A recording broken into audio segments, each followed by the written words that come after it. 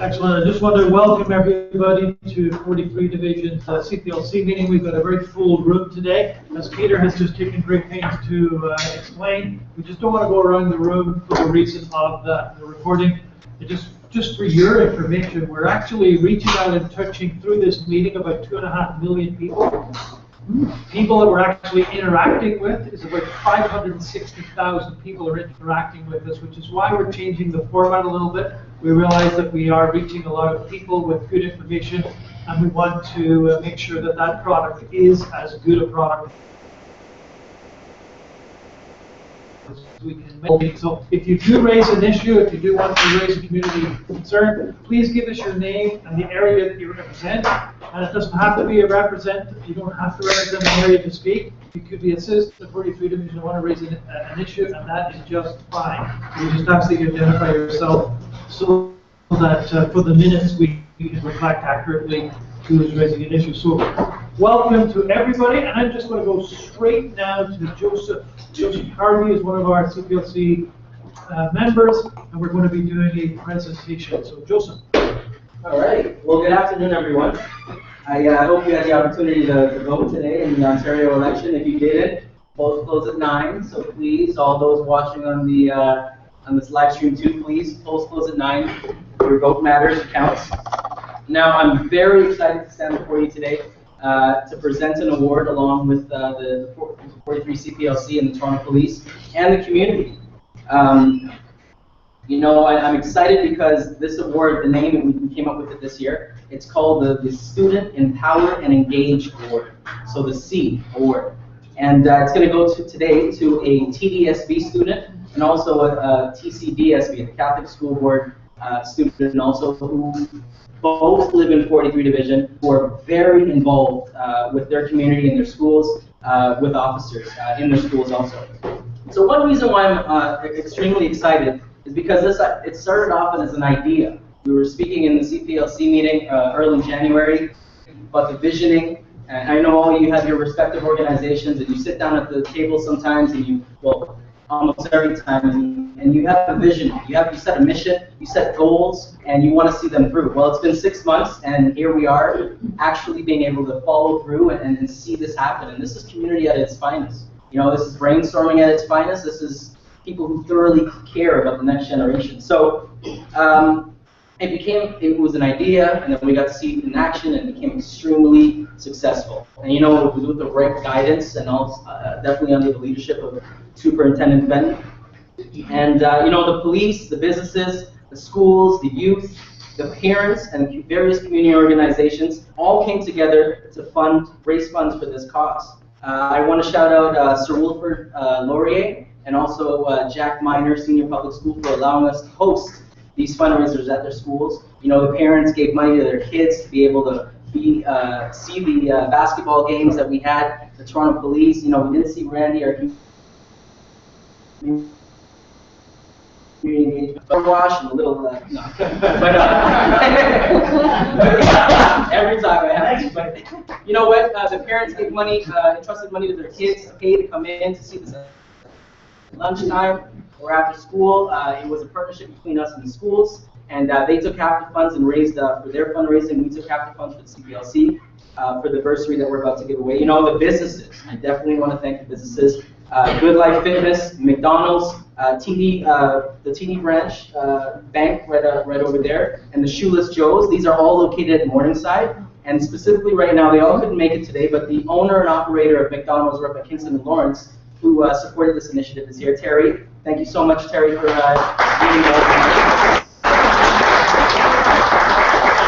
And you know, this is what community is all about. We all say the word community, but literally, it's the parents, the community organizations, the police, the schools, all coming together for a serious and fun cause that actually affects our next generations and builds more community. So, without further ado, I want to invite these youth up here because you'd rather see them than myself as we speak about them. So, you know, Daniel Kuran from the TDSB and also Bradley Solomons from the TCDSB. Please make your way up here.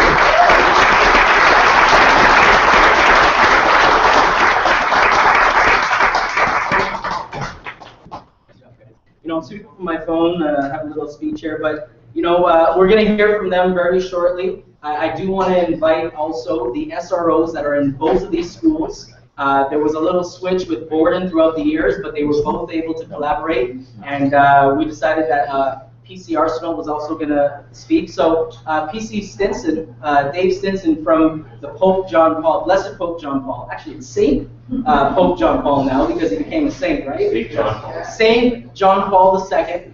He is the SRO, and PC Dave Stinson, if you would like to say a few words, and then we'll have Randy, and then we'll have the youth say a few words. Thank you, Joe. So welcome, everyone. I want to say a special hello to my superintendent because he pays my paycheck. And honored guests like my principal, Mr. Mike Wetzel, who's new to the school this year. Quick story. Bradley and I met last year when I started at the school, and as a community officer, I decided to have a Halloween extravaganza with artificial smoke and a DJ called Joseph Carter. And we created a lot of artificial smoke because that was my first event in my first 2 months at the school. And all the fire alarms went off and the fire department showed up. So that's how I got introduced to my new principal, as my principal last year. And at that moment when the fire alarms went off, the fire trucks were coming, there's this guy in a fireman's outfit. And he's come down the hallway, but it was Halloween, but it looked like a fireman. He had the full uniform. And I say, okay, well, this is a fake fire, don't worry about it. He says, sir, I'm a student here. I said, okay, so that's how you Bradley met. In short, Bradley is a wonderful young man. If I could say to you that I'd like him as a son, maybe that would tell you how much.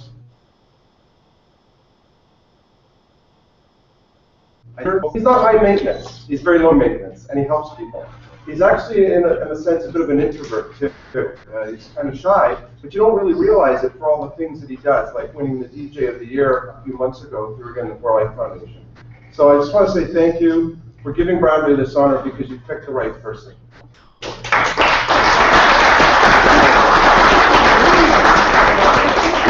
David, you can stay up here. I also like to call up PC Randall Arsenal. Randy, if you want to come over here and speak beside Daniel.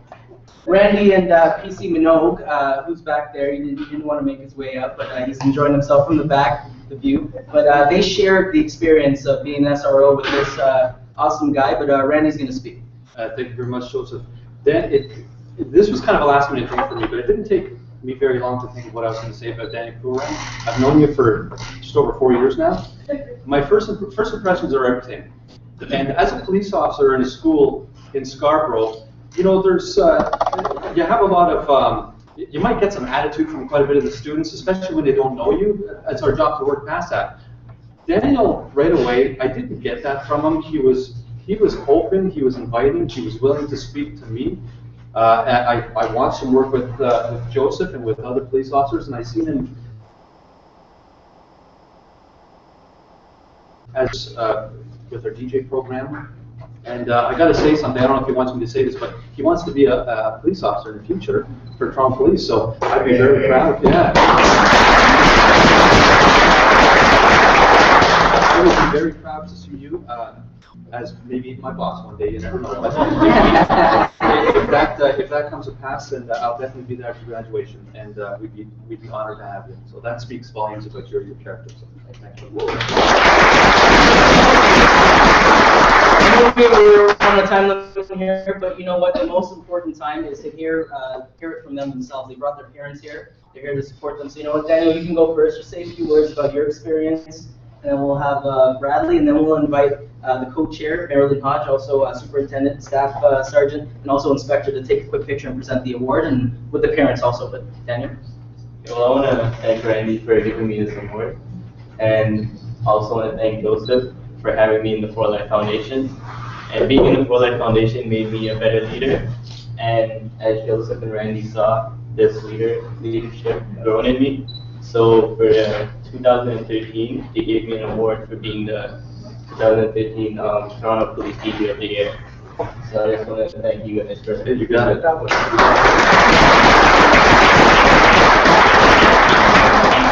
like to thank Joseph, RG, Marilyn Hodge, Toronto Police, the For Life Foundation for this great experience that I've been through. I've learned so much, I've gained a lot, and I hope to keep showing leadership and community structure throughout my life. Awesome.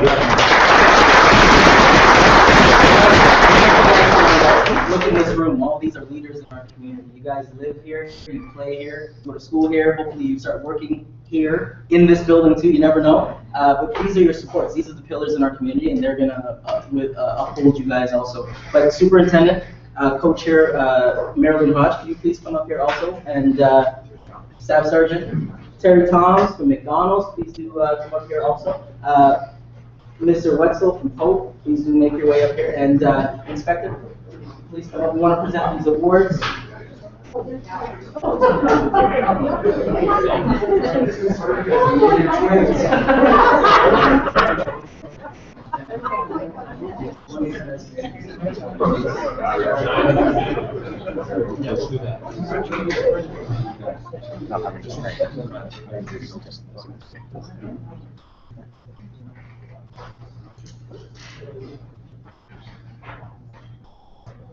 All right, so which one is this?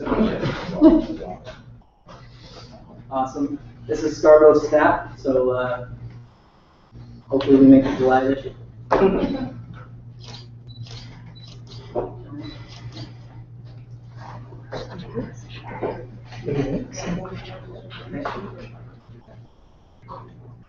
All right, and very quickly, I do want to invite their families up to take the pictures with each student because it is very important. So, you know what, Bradley, we'll have you first, Mr. Wetzel, and Bradley's parents, if you could please come up, take a quick picture of you. This is your son, this is his moment, and Daniel's parents.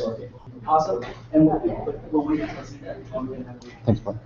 Marilyn, you're going to be in this picture. Okay. Superintendent.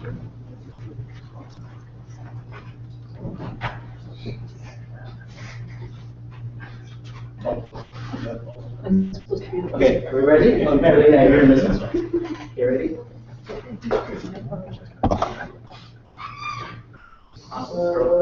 want to get Marilyn for a little bit more? There's going to be one picture after this. All right, let's snap. Ready? No, please do our snap.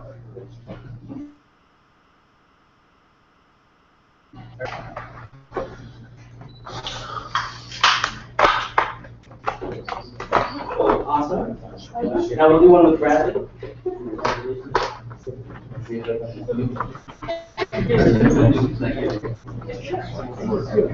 And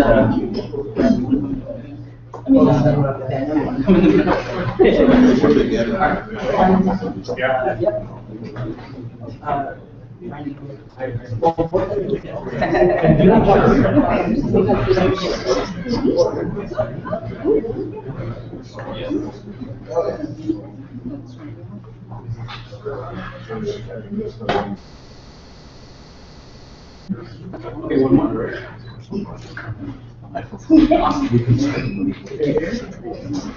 Okay, ready? Any more, just please.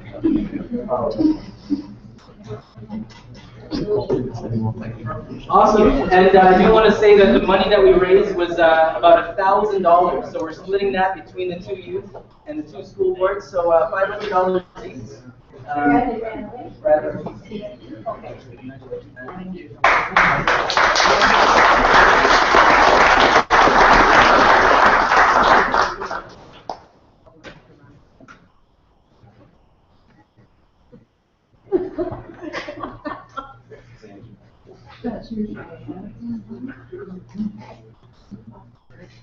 All right, and just in closing, just to close off that section, all of us that have been involved in this effort, this initiative of creating a bursary for these youth, these very deserving young people, thank you. Thank you to the CPLC for doing this. This is truly one of the most significant things that I've seen us involved with since I've come to 43 Division. Fantastic. It was done by the CPLC, it was done by you. So thank you very much for investing in our future. And these are two young men that we're going to follow.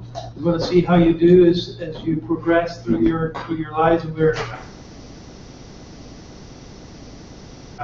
achieve as young leaders in our community in Southeast Scarborough.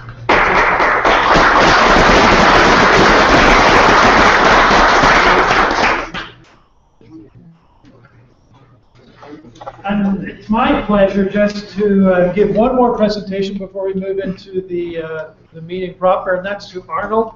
We do give pins out in the Toronto Police to people who are volunteers in our organization, and this is an anniversary date for Arnold, and I just want to take this opportunity to thank Arnold for his great work as a volunteer with the Toronto Police and the different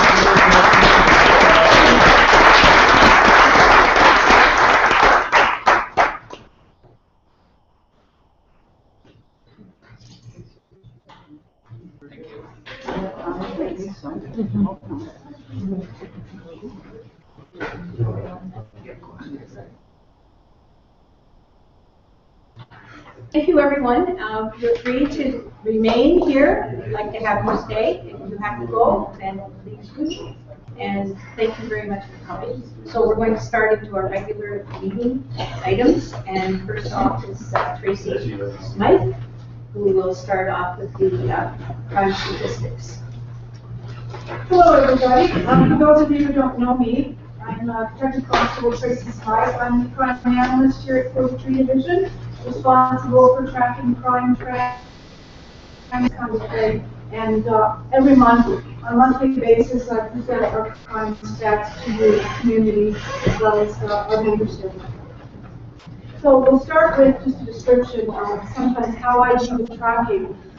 This is a description of the patrol areas that 43 Division is divided into. As you can see, the borders, and then the large blue lines represent patrol areas 431 through 435. So what I do when I track the collisions, they're done by patrol areas. This just helps explain to you what those numbers mean. And here we are. We have the collisions for the month of May 1st to May 31st. Basically what we're looking at is fail to remains, where people leave, obviously. We've got non-reportable accidents. Those are accidents, collisions, I should say, that are $1,000 damage or under, and no injuries. And then, of course, we've got personal injury accidents, that of course are self-explanatory, and property damage. That's the fenders enders where nobody's injured. And that's what they're all color-coded by those categories. And as you can see, for the most part, we're looking at non-reportable and property damage being the big ones. And as you can see, they really take most of them. There's not as many personal injury accidents, fortunately, for all of us. Just take, if I could interject here, just remember this is 1 month. It looks terrible. It looks like you should lock yourselves up in your homes and throw your car keys away. But this is a month's activity in a very, very, very busy part of Toronto. So keep that in mind. Just for your information, we meet on a weekly basis. We every Thursday make some decisions about enforcement of traffic. This week, moving forward, next Thursday, we're going to be focusing our enforcement on Markham Road, because Markham Road has shown itself to be the most significant area in this past week for collisions. So we're going to be enforcing the Highway Traffic Act, paying special attention to Markham Road. So fair warning. Does not mean we have stopped enforcement in all the other areas. And, in concert with that, I'm going to show you a new map this week. And basically, that on our enforcement.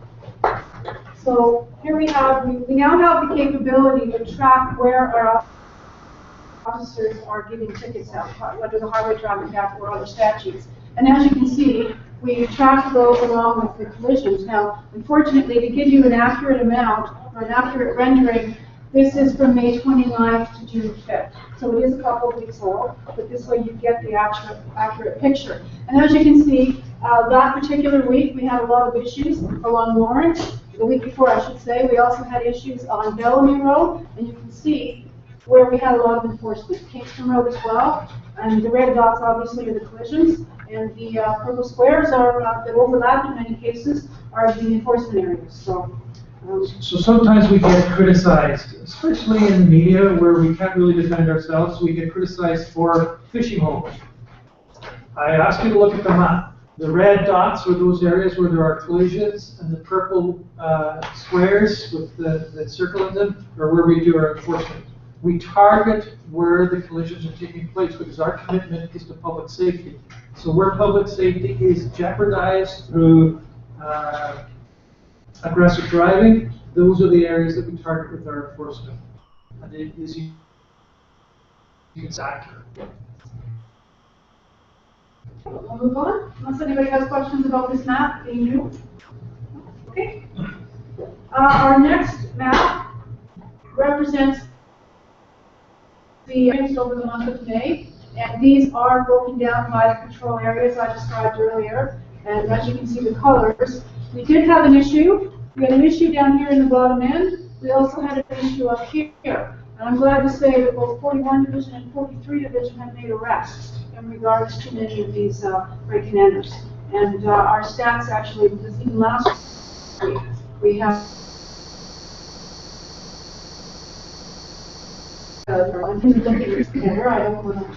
So again, never take your safety and the safety of your home for granted. If when you're leaving in the morning for work and you see people on your street that, you know, these people don't belong, this isn't right, I'm a little suspicious, give us a call. It doesn't hurt. It doesn't hurt to give us a call. And if you can get a license plate, if you see a vehicle on your street that is out of place and there's people sitting in the car that have been sitting there for a while, just grab that plate. You never know. That's snippets of information that can really help us in solving crime. And in fact, if you call us in advance, preventing crime. Could I just ask a question? Where Orton Park Road is, there seems to be, it looks like it could be a circle road. See, I live right around there, so last month there were a couple of break-ins. Would that be that would probably be representative of that. Yeah, unfortunately, the labeling covered it. Yes. Okay, no, I just wondered if that was it.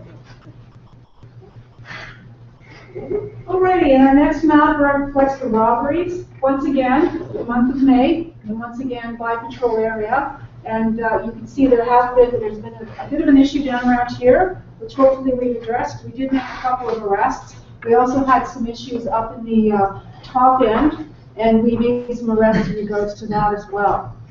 In regards to robberies, I just have to reiterate again, chain grabs. These are a big thing, you know, especially if you're wearing expensive gold jewelry. We don't ask you not to wear your jewelry, just be cognizant of who is around you when you're doing this.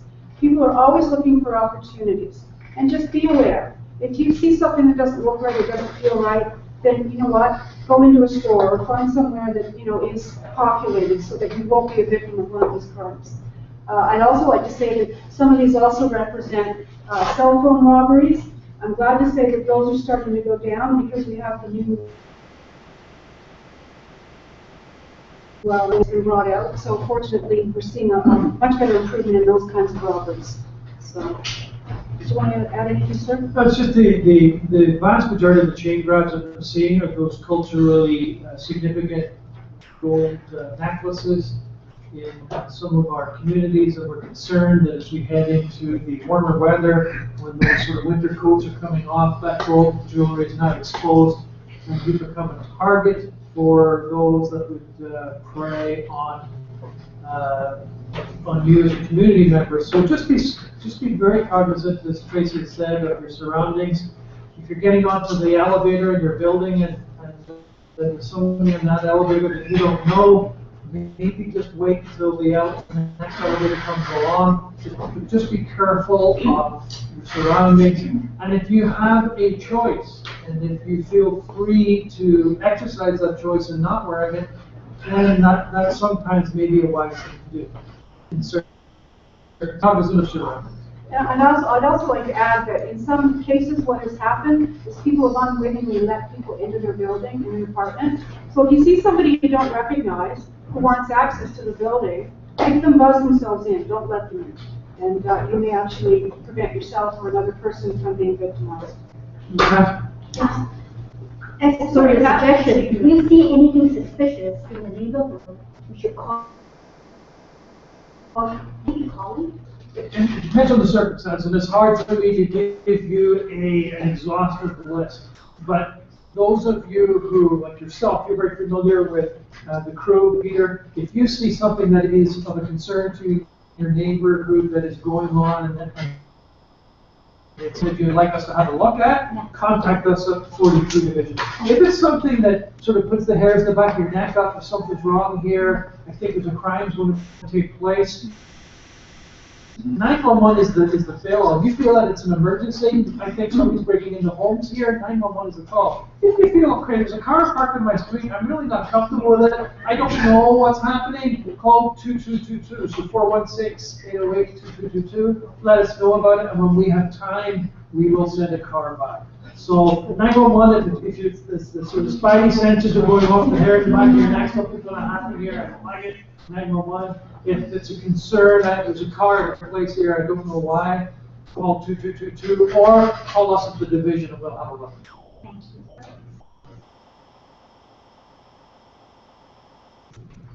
All right, and then what we have here are vehicle thefts. This is cars that have been stolen from various locations. I'm happy to say that vehicle thefts up until recently have been very, very low. This map is really, when you take this as a month. In the past, I've seen this map look much more populated. So, did you want to add anything, sir, about the vehicles? Again, if you see something that's suspicious, you know, the reason why we're so successful in the 43 Division in preventing crime and in coming to a successful conclusion to an investigation when crime has occurred is because we're getting information from you, the public. It's that two-way. It's not that it's not like you see on TV when it's CSI and we show up with these blue lights and I wish. That's not reality, that's Hollywood. The reason why we're successful is the partnership that we have with the public. So when we're talking about car thefts, if you see something that you're not sure about, let us know. Even if you see a tow truck, if you see a tow truck and you're hooking up a car, I wonder what's going on here. Get the license plate of that tow truck. And let us know. You know the division's phone number is 416. Ask to speak to somebody in the crew, we will take that information from you, and it's good for us to have. It's a starting point. If indeed something happens in that area, it's a starting point for us to move forward with an investigation. So anything suspicious, keep us in the loop. That's the success of 43 Division, our partnership.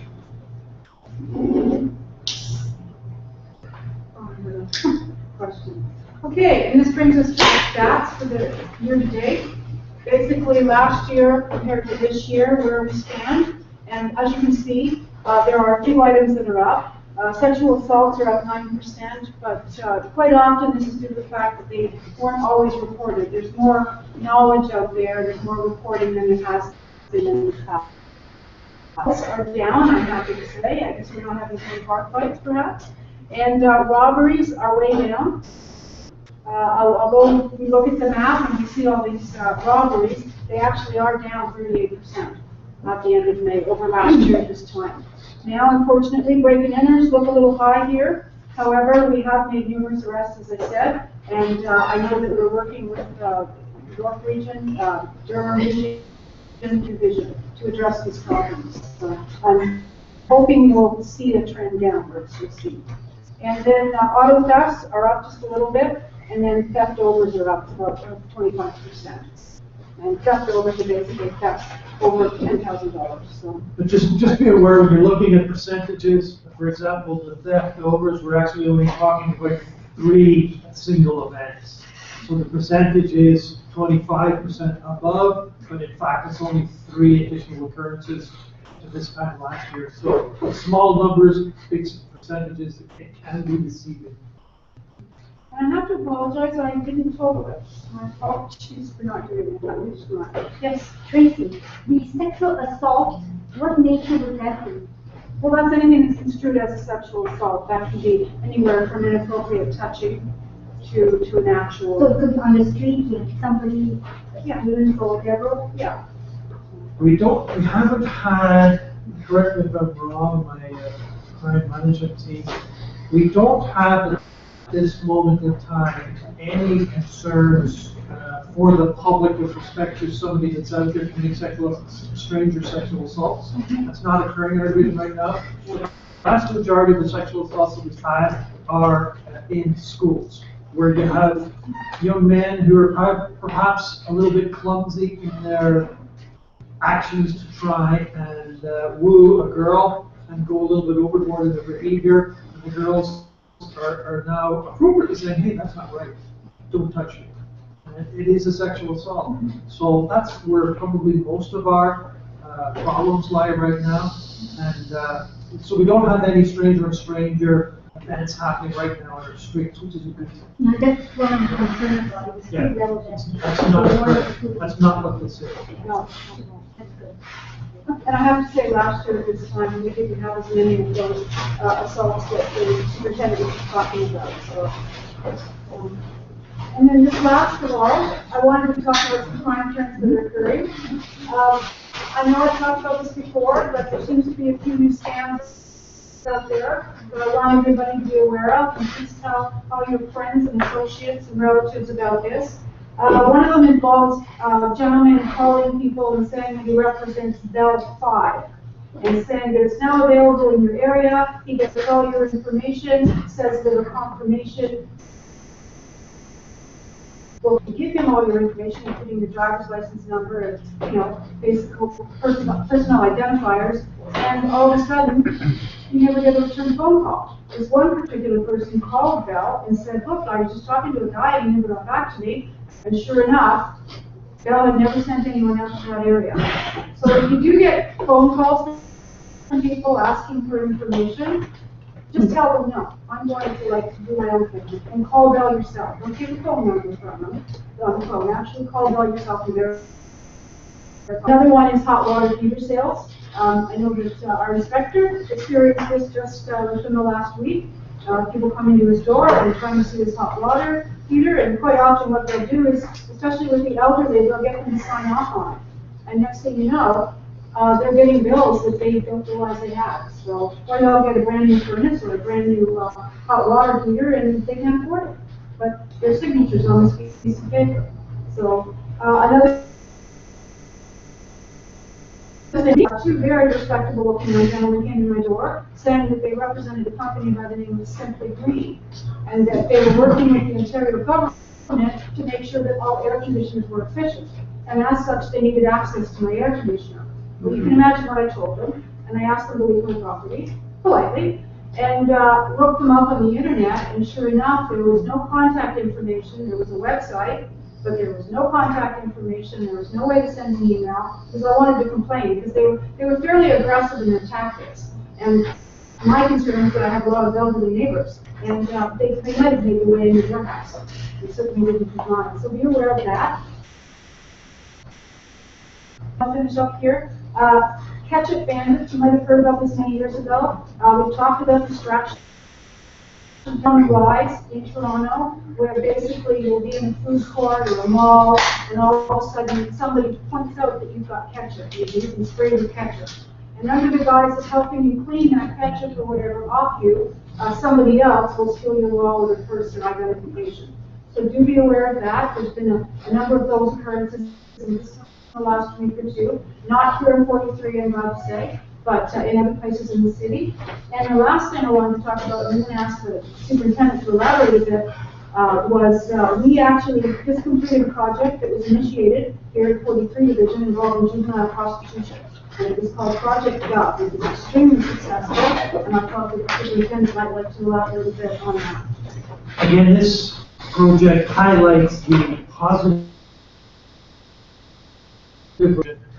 About a year ago, we started receiving information from the public about vulnerable young ladies in our community as young as 14 being preyed upon by members in some organized gangs in our community who were being prostituted out.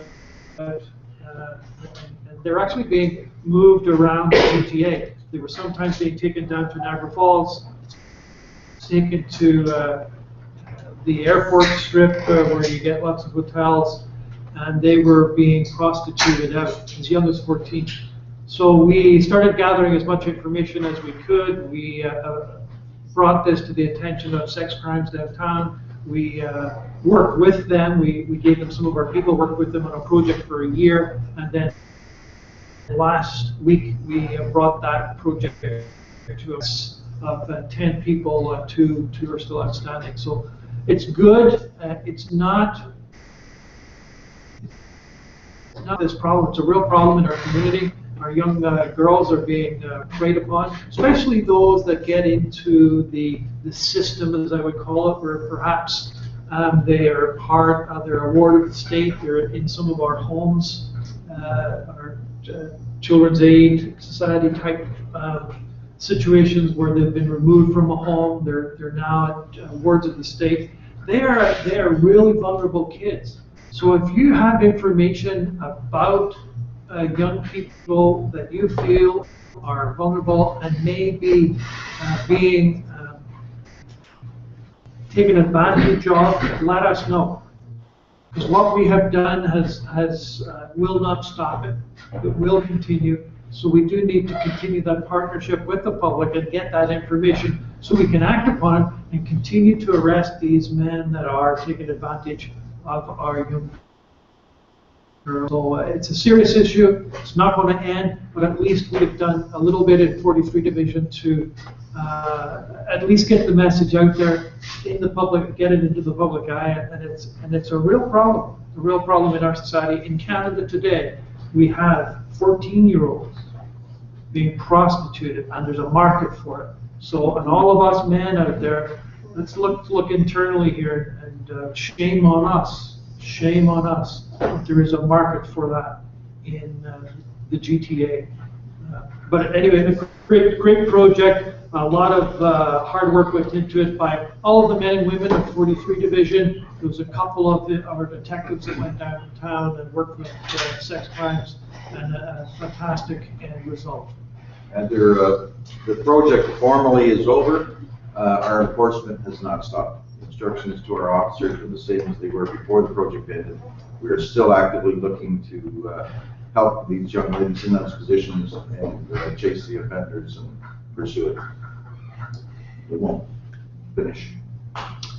Can I add two things to what Tracy was saying in crimes running around? The CRA one is still running around where people from the revenue agency are calling. Yeah. I actually got a call last week from all people.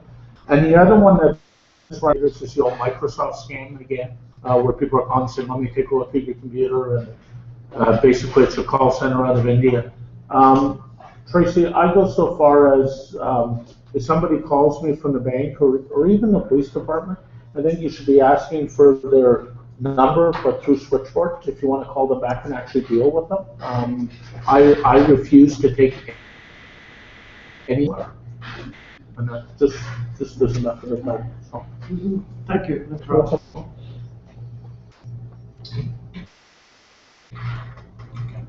Okay. The next one, oh, Julie, do you have anything? PC Campbell? Yeah, I just wanted just to throw it there to anyone in the community. We're going back to Paul and I have been going out and doing these very lectures talking about the current scams that is going on, anything that Tracy's brought to our attention. Basically doing a mini CPLC mini just within community events. So please give us a call. Get in touch with either Paul or myself. Believe it or not, he is quite funny out there. So he makes a good presenter, and we'd love to get out and speak to more people. Thank you very much. He is funny. Lots of people are very confident. Now we're at the community activities. Any others? Just to, there's a few that I'd like to close the loop from last month's meeting. Susan Ackerman brought up the pot smoking, although they hadn't seen it in the ravine area that runs off Botany Hill, but I know Peter's people have been looking at it, so we'll just let Peter speak to that for a second. That's the drug smoking. Oh, yes. In the ravine. Yes, the ravine there. So our officers have been conducting patrols in that area there. They did encounter a couple kids, but they weren't drinking or smoking marijuana. They were just hanging out. We may have caught them just before they started to do it. Obviously, there's some limitations on the sort of things that in terms of searching people and conducting those types of investigations. But I can tell you that our officers have been paying particular attention. It's been relatively quiet as far as our perception. I don't know if that's And more incident that, again, I'm only getting it secondhand anyway, Sure. because it's when the ladies or the people that live in the area walk their dogs, they go down that area, but there But wasn't what a- time, do you know roughly what time that was? Oh. Yeah, I can email about that. Because my guys end up showing up around between 6 and 8 o'clock is what they tell me. It's somewhere there. Right after school, we have some priority areas that we go to. And then after that, we sort of go to the secondary ones. So they said it could be anywhere between 6 and 8 o'clock. And they must have attended 5, 6, 7 times. I'll double check on that again, just to make sure. Thank you. Yes, sir. Speaking of that, similar thing happening at the Western Community Center by the garbage bins. Yes. There's guys selling stuff there. Selling. People saw them selling, exchanging money and taking stuff, so by any time, somebody can have a look. Where is that again, just for the minutes? Rick? Community Center, it's at 270 West Regional Drive. Okay. It's right by the garbage bin, close to the island field. What was he selling? They're exchanging stuff, so. Go ahead. Some resident. So it's, Highly suspicious activities. I was trying to get you to give me a statement. Inculpatory knowledge. Okay. yeah. Is there any information on what happened in around McCowan and Trudell about 2 weeks ago, Sunday morning? There was 5 police cars and a young man under arrest. He was attached to the park bench with a policeman, keeping him I was in company. sunny Arizona. So I don't. Okay.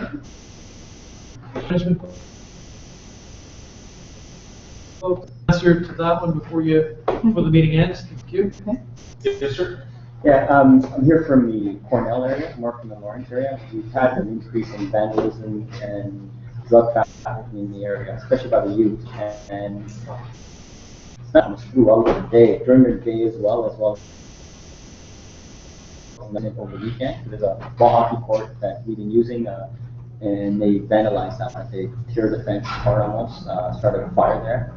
So police, no constable from the area came by to report, and it still happens. Like I still see those young kids that are out of school, they're hanging out there. Paul Rowe has been working on that. Paul, you turn over to you to get some. Right? Yeah. Oh, thank you. Yes. And I'd like to encourage anyone with those kind of quality of life issues, please don't underestimate them, and please report them as you head. And I appreciate that, because those are the kind of things that affect all of us, right, in day to day. So as we had spoken on the phone, our community response unit, there's been a detail that's been created, and for anyone else who knows it's that way. Paul, what do you get up? Because Yeah, absolutely. But You're a hog. you get my. Julie says you're funny. Okay. Are you gonna get my good side round before I start speaking? Yeah, whatever. Step back to step. So I think this would apply to anyone that, and just a quick recap has been said. Sal has been kind enough to volunteer his time, and which makes things so much better. It's been a nice facility that's been set up at Cornell Junior School. Unfortunately, a small group of people have taken up residence there, and have decided to use that as their small party area. So there's been damage to a bench there, as has been said, the fence and the court as well.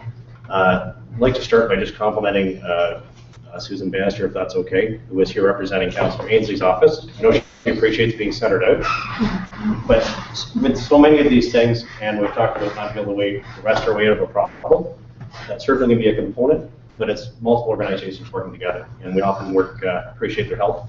That office has taken the lead in trying to speed up the repairs to that. They volunteered to do that, so thank you very much. From our, for those most responders, those are the people that you would see in the cars every day answering those 911 calls and non-emergency calls. We also have a community response unit led by staff from our area. Those are the people that will go out typically with evenings, very dedicated with those kind of public order issues. So what's happened is our trustee clerk, Donna, has created what we call community detail.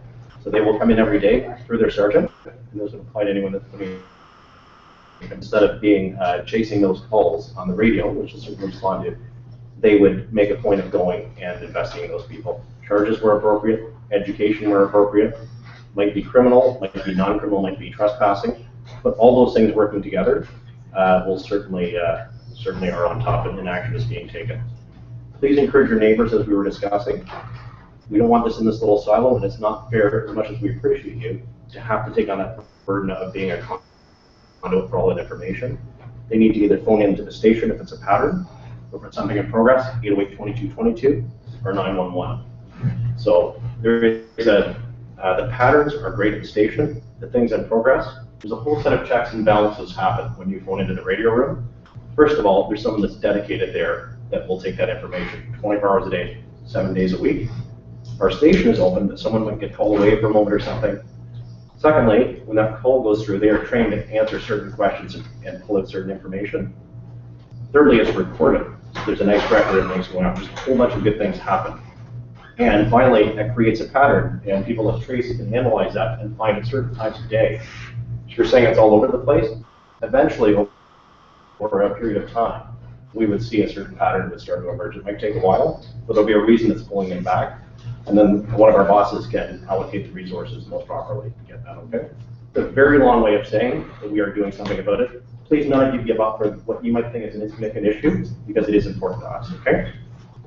So just to report this, so you're saying to call the division here, or how do you want us to report this? It's a phenomenal thing. Yeah, if it's a report of vandalism, and there is kind of a firm thing, I would suggest that that goes through the non-emergency number.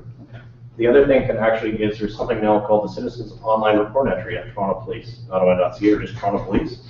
That will actually, in effect, if it's a small, they take certain offenses, and that's one of them. And you could actually, if someone wanted to report it online, they felt more comfortable, they could do it at Toronto Police. But if, so two different things. If it's a pattern of behavior, there's guys are hanging out at 9 o'clock every night. It's now noon the next day, and you found this out third hand.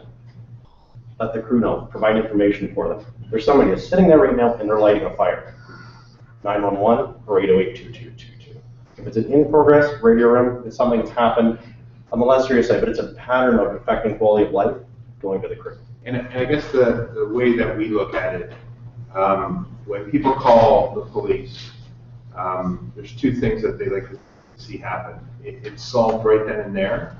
And that's fine. That's what 911 is for. If there's an emergency situation, we can deal with an emergency situation right then and there.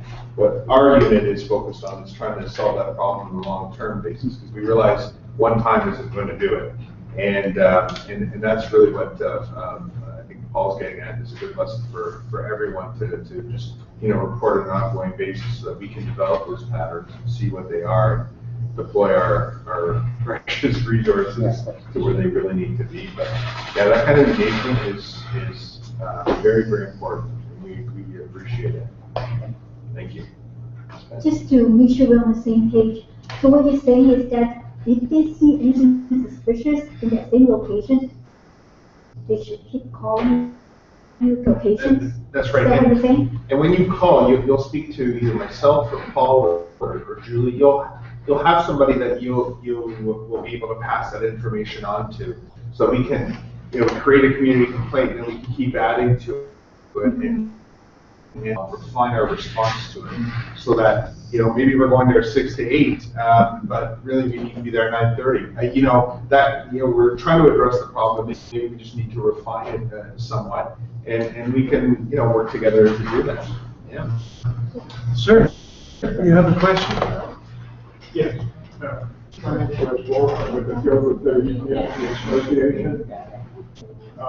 Wednesday of last week, Wednesday night, Thursday morning, one of our residents in the area had his car vandalized because the front tires were slashed. The bill was about $40,000. And he was parked on the south end of the parking lot at Chartwell Fieldwood. And he was parked there because the apartment building he was in, the garage was closed. And whilst he was being investigated, he learned that school buses parked there, and they apparently routinely get broken into at the seat slashes. So I just wondered if this is a localized epidemic or is it something bigger going on. I'm not aware of it being an epidemic at all. I do recall reading the occurrence for the vandalization. The problem that we have is again the communications issue. If we're not told about something, we won't know about it. So if those school buses are being vandalized and we're not being advised about it, well, we don't know about it. I was aware of the slashing of the tires. By no means, based on the information that we have, that was an isolated event. And usually those are very much, that type of anger is usually done for a reason. So there may be more to the story than we're being told. So he's ticked somebody off, perhaps, but usually that's a very unusual event to occur in isolation in that area. So we don't have a area where No. Correct me if I'm wrong. No, you're right, Superintendent. I'm sorry, Tim Mason, I'm in the crime management department. It's not something we've developed any patterns in relation to, any incidents. It is an isolated incident, unless it's disconcerting, of course, and we'll pay attention to it. But like the superintendent said, it's not something that we're seeing a rise of in any specific geographic location, especially you just mentioned. I haven't seen many occurrences coming through there, so we're mindful of that. There's just one thing to close off the loop if nobody has anything else. The Scarborough Town Centre in the minutes. We're working with him on that. Now, he's had a very busy schedule and we haven't been able to hook up together on it, but we are working with him on the issue that he raised about lighting in an area in and around the Scarborough Town Centre and the Federal Building. So it's a work in progress and we'll continue to work on it and report that back to you, but it's got a conclusion on that. I did have one issue I want to bring up. We got July 1st coming back up, which we all know is Fireworks Day. I don't know if you're aware, but over the Victoria Day weekend, especially in the Danzig and One Inside area, the kids and stupidity reign supreme. Yeah. I know on several occurrences I actually witnessed fireworks being shot at trucks. I called 911. 911 basically told me, even though fireworks were endangering people, it was not an emergency because, frankly, they were overwhelmed. They had calls all over the city. Well, 911 being overwhelmed is not a reason to tell the citizen to go away. Yeah.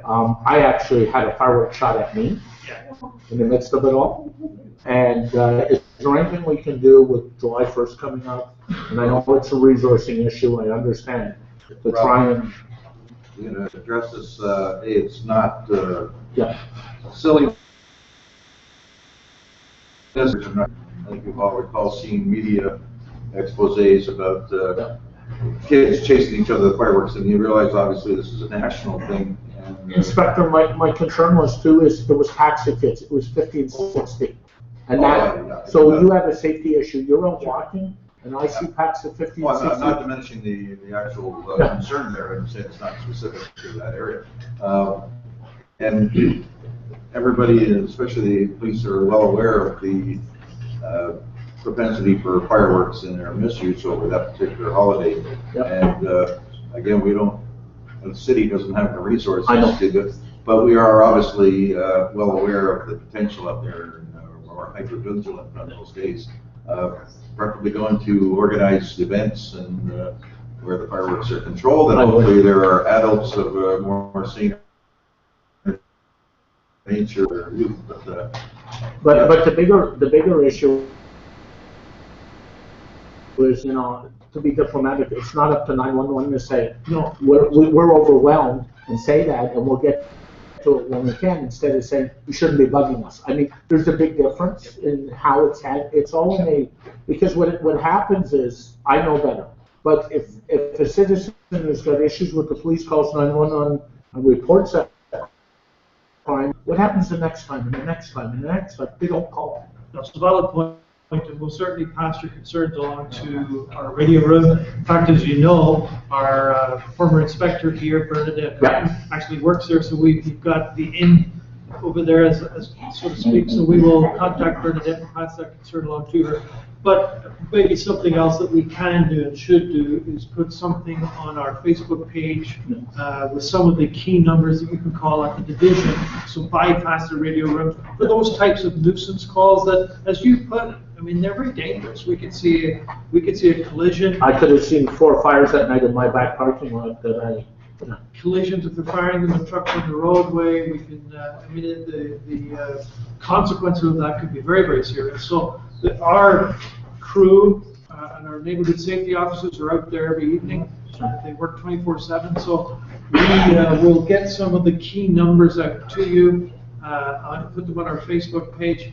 And of course, when we do have these fireworks, there's a double-edged sword here with them, because our resources are drained to go to those larger public venue situations that the inspectors talk about, like Ashbridges Bay. We have to get some of our people to Ashbridges Bay down in 55 Division to police that event, which means we've got less people here. So there is that situation, but we're very alive to the fact that it is ongoing in our own division. So we do put patrols out with that focus in mind. But we'll put some numbers up there for you to contact the officers, perhaps a little bit more directly, for those situations that are not immediate danger. And for those situations, contact 911, and if somebody puts you off, hang up, call 911 again. We're not perfect. Sometimes we have people that give the wrong information or portray the Toronto Police in the wrong way. We're not perfect. But we do care, and we are concerned about your safety. If there's something happening in the street that's ongoing, that safety is at risk, that's a 911 call. I'm surprised, Rob. I'm a former platoon commander of the 911 center, and all the people down there, operators, are very professionally licensed and trained to do their jobs. And I can tell you, if I found out one of my staff members that answered the phone with that response, they'd be doing a two-step in front of my desk. if I didn't know better and didn't know the workings of 911 and I'd been down there to people I know, I would have felt blown off, and I figured out they were just stressed out that night. But my bigger concern is not me; it's other people. Thank you. Any other concerns? Actually, was this about, how many people work at 911? I had there's standard platoons, and I don't used to 57 operators, split into two. Of course, we have 18 stations, 17 stations for the one traffic division, and there's desks for every zone. So they are the dispatchers, but we also have 18 call takers, and they're the ones that take your call initially and will say, police, ambulance, or fire. And then they would direct it if it's strictly a police-oriented call. We'd dispatch the police. If it's a ambulance or fire request, they have their own dispatchers, but we control, Toronto Police control the assignment of the detail. So we would say, you call up and say, I got a fire in the garbage bin in the back of my residence. They would send first the fire truck. Are there any injuries, sir? No. I'm not going to call the ambulance, but we need the police to go in case it's been an arson or the scene protection, whatever. So they coordinate that. And I can tell you, they're very special people, very well trained and monitored and reviewed. And, They very work hard. productive. They work Yeah, hard. I called them once and I disconnected the phone call to cell phone. Yeah. And just a few months ago, when they turned around and called me right back. Yeah. Right? Like, it stayed connected long enough for them to realize that they didn't ring.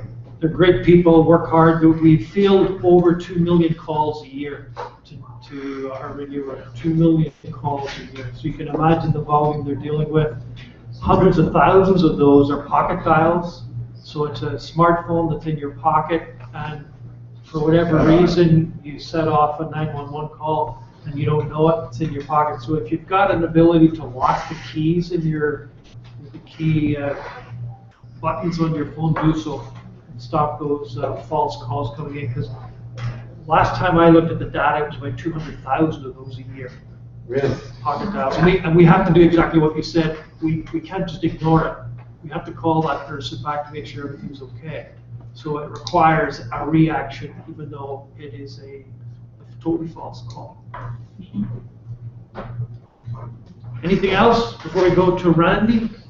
Anybody else? Randy?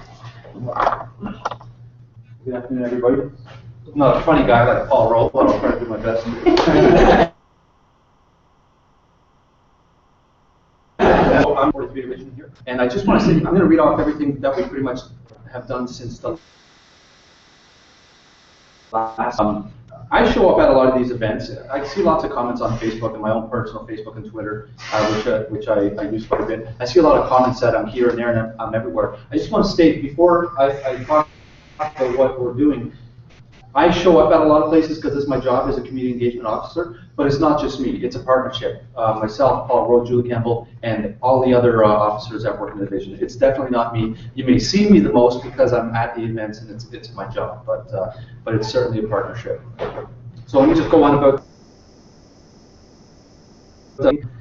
We went to the grand opening of the Mornell Can Space, which is a gathering, meeting, and drop-in center for local youth. We're proud to have a strong partnership and friendship with the organizers and community leaders. There was some people in this room that actually attended that as well. 43 Division officers participated in the Young Women on the Move event, where we partnered with the local school and raised over $1,000 for victim services.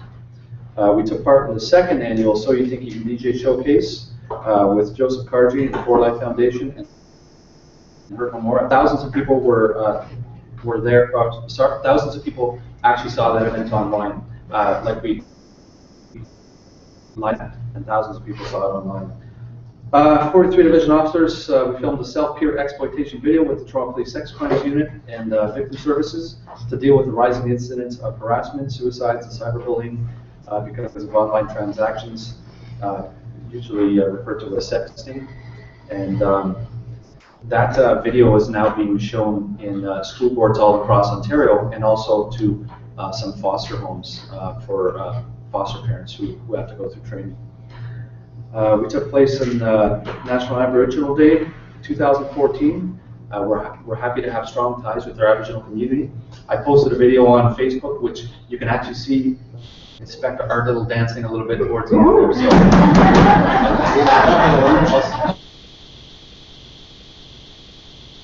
there. So, as some people here know, we started a brand new initiative in 43 Division because of the rising incidents where pets are left in hot vehicles. This is a summer initiative. We partnered with the Ontario SPCA and police services across Ontario, and we're handing out stickers and other items to bring awareness. We're getting great feedback on it because of the use of social media. We're also being contacted now by agencies across North America and even Europe, asking if they could use our information, and we're always happy to share that information. So we're right across the whole globe with initiatives we started in 43 Division. We're continuing our social media safety courses in 43 Division, designed specifically for teachers and school staff. This basically brings awareness on how police use it, not only as an investigative tool, but also to connect with the community, including students. We run a social media introduction courses geared towards adult and seniors, such as the one tonight from 6:30 to 8:30 p.m. at Pope John and Paul. Most of you should have got the email. I also posted on our social media sites. And I posted that one on my Twitter. And to give you an example, I was contacted just not too long ago from the chair of the 51 Division CPLC, who I believe is a senior, and she's going to attend tonight, and she's going to bring some people, and they're wondering if we could expand out there. So what's going to happen, we're going to run another social media safety course here for seniors and adults, but it's going to include CPLC members from other divisions. So they're extremely happy, and they're noticing what's taking place, noticing what we're doing. We're continuing to take part in our online chats over Twitter, such as Fraud Chat, Tier Talk, which stands for Teens Ending Abusive Relationships. So I always throw that one out there. And we're continuing to post under the hashtag #FreeFrauds. This is for Twitter. 43 division officers continue to do their safety talks all over Scarborough. This is mainly done by Officer Comedian Paul Rowe and Julie Campbell. They'll actually be posting some safety tips for seniors a few times a week under the hashtag Senior Safety. This idea was put forth, or it was thought of by Paul Rowe. There's going to be a new hashtag Senior Safety, and a few times a week they're going to post tips and advice, and anybody who receives the training that we give, or you already have an account, you can go through that hashtag anytime and see some tips and advice and find out what's going on. Also, Julie said that earlier, if their talks are increasing, they're getting more requests from all over the division. Please call the station, and they're more than happy to come out and talk to you either at a community event or anything. Regarding the summer and fall, we're not slowing down at all. Our partners are growing, our events are getting bigger, our overall exposure across the city and the country is continuing to grow. We've been continuing with the DJ program, the For Life Foundation, guitar and arts programming, skateboarding, painting, cooking, weight training, martial arts, and even ball hockey programs between police and youth, community centers, etc. All this information is going to be posted on our Facebook and Twitter. And I just want to throw out a few examples of our community partners. We work very closely with Joseph Karchi and For Life Foundation, as you know, CPLC member, and Hurt No More. We also work with City of Toronto, members from municipal, provincial, federal governments, Catholic Cross-Cultural Services, Toronto District School Board, Toronto Catholic District School Board, Ontario SPCA, Native Child and Family Services, Scarborough Boys and Girls Club, Scarborough Storefront, Financial Services Commission of Ontario, Golden Kingdom Ministries, Maple Leaf Sports Entertainment, and dozens and dozens more. So that's pretty much it. Any questions? So it's really good sitting in your hand over a lot of Yeah. Thank you very much. Thank you. Thanks, Randy. I just want to say that Randy received an award a couple days ago this week for service above self. So he received it from the Scarborough Rotary Club. So you received that award. So thank you.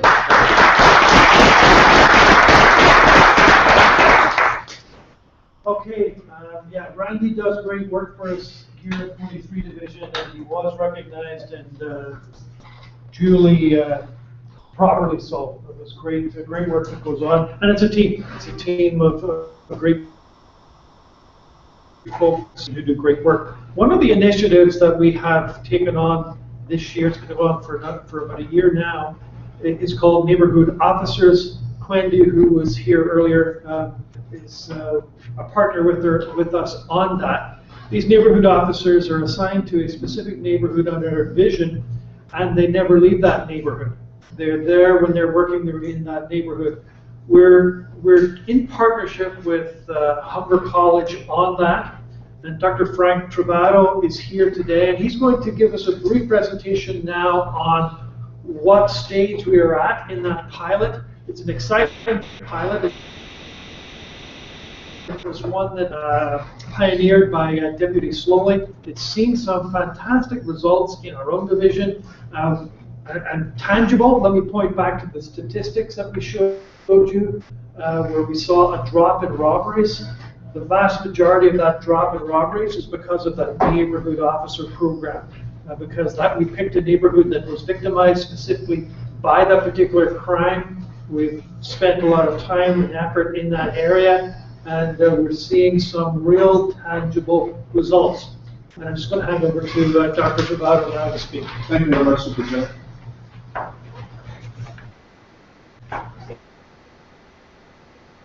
My name is Dr. Frank Travato. I am the lead researcher for the partnership that we have with the Toronto Police Service in measuring this very worthwhile program that was mentioned by the superintendent. But before I begin, let me bring greetings from, my institution And on behalf of my research team, there's 2 other doctors involved, there's 4 senior students involved, and we have been tasked in partnership to look at and measure the results of this initiative called the Neighborhood Officer Program across the city. Now, first of all, I just want to thank the management team, Madam Chair, members actually inviting us here today just to share some of the information that might be involved. It might not involve all of you here today, depending where you live and the divisions.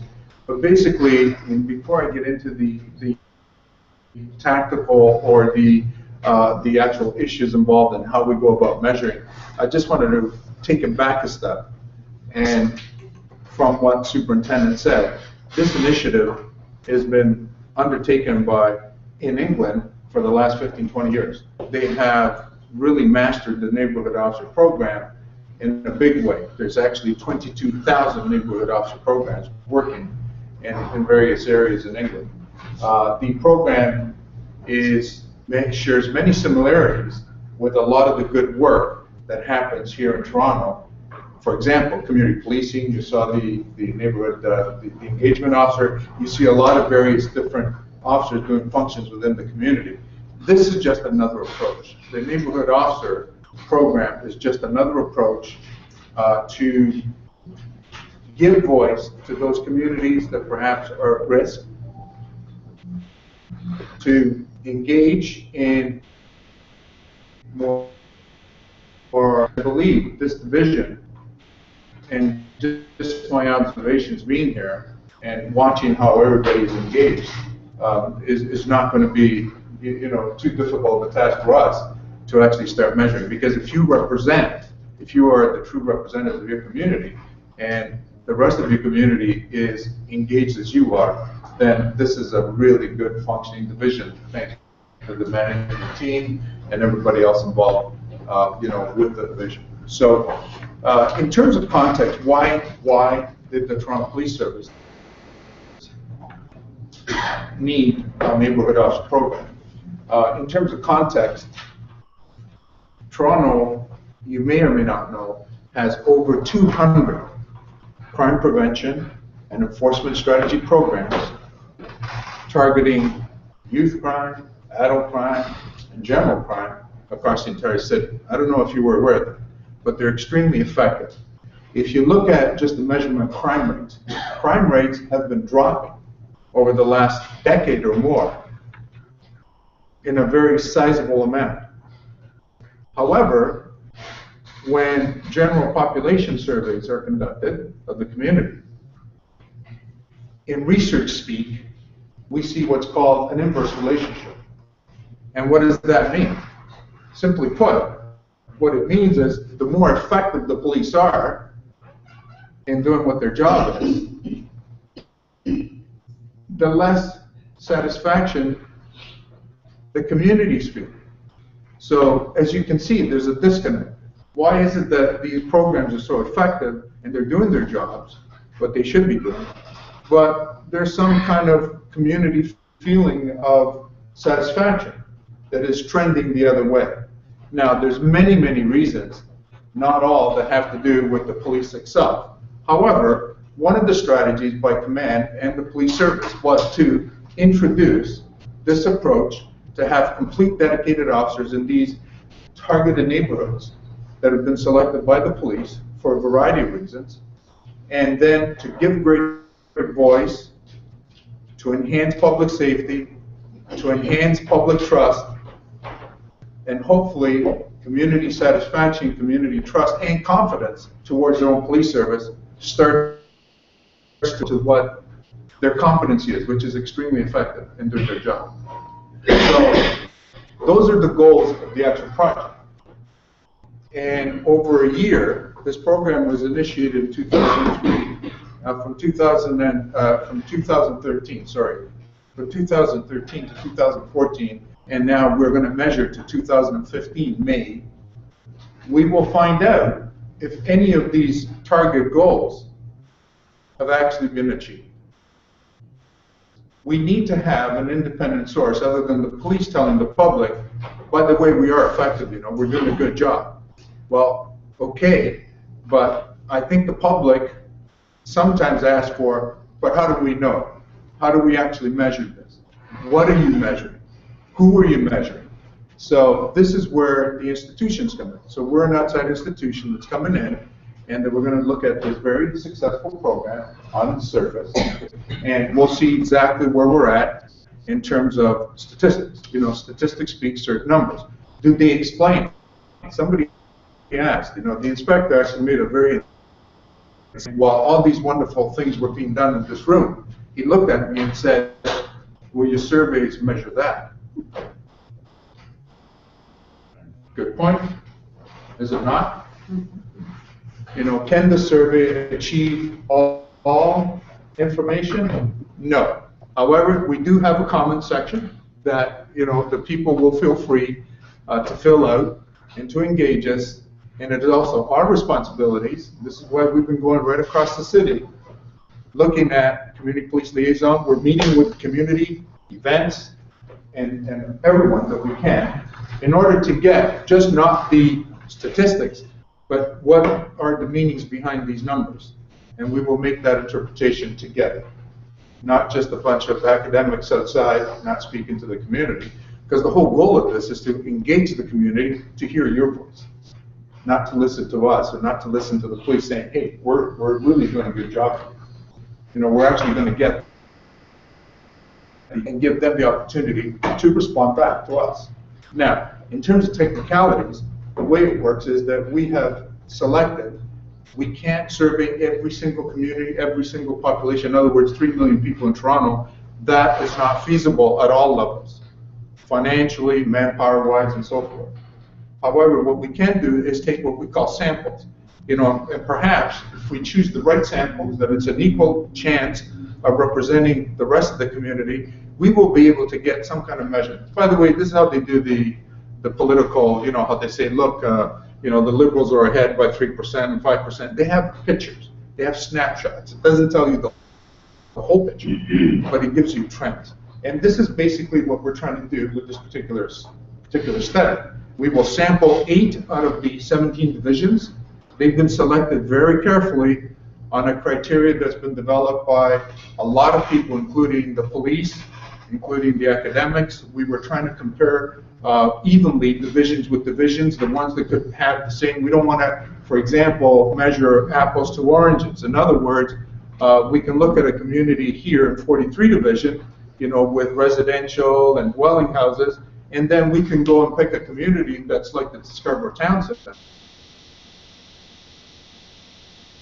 And that's not really a true measurement. We're not measuring what's happening in the community as to what's happening in a mall. It's completely different type of relationship. So we were very careful how we selected the divisions that we're going to compare and that we're going to be studying.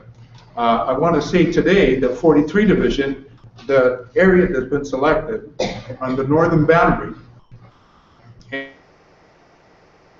and the boundaries is because 1,000 surveys will be sent out to this particular area. So we have selected the area of Painted Post to the north.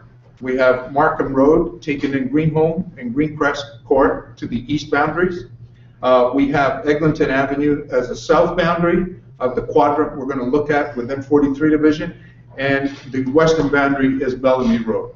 So all and any of the people, communities, or anyone that is involved within those areas, by next week you'll be receiving an anonymous survey by our institution.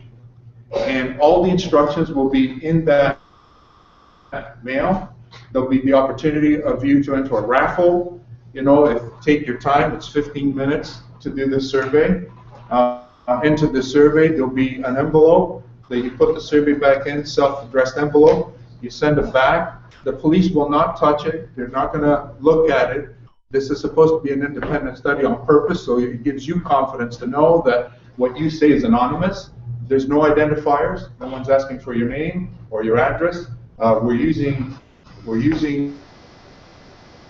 to give anonymous address blocks and postal codes. That's how we're doing it. So there's no identifiers anywhere, and you take the time, if you receive the survey, to do the survey, put it back in the self-addressed envelope, you know, with a little movie ticket, which is your raffle ticket, keep one, put one back in, and that way you can draw a prize. We're giving cash prizes, iPods, little tabs, all sorts of little swag things that I'm sure everybody will like, you know, for your efforts. So that's generally the actual summary. Now, the Staff Sergeant Morera has received the profile of all our researchers, in case you might see them somewhere. They've sent the pictures, profile, who they are, contact information.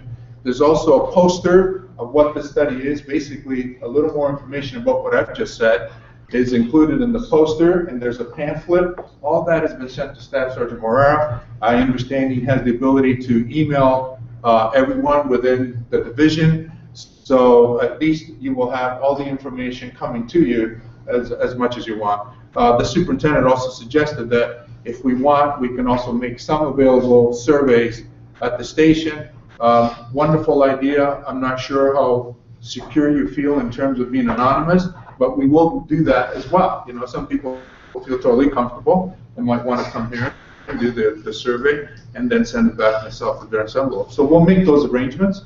If there's any of your community members here today that you're involved in those areas that I've said, and let's say there's an apartment building and you actually want to contact us again because you want to set up a way, hey, we can distribute them in our apartment and we can have them collected, we can do this and that, please do so.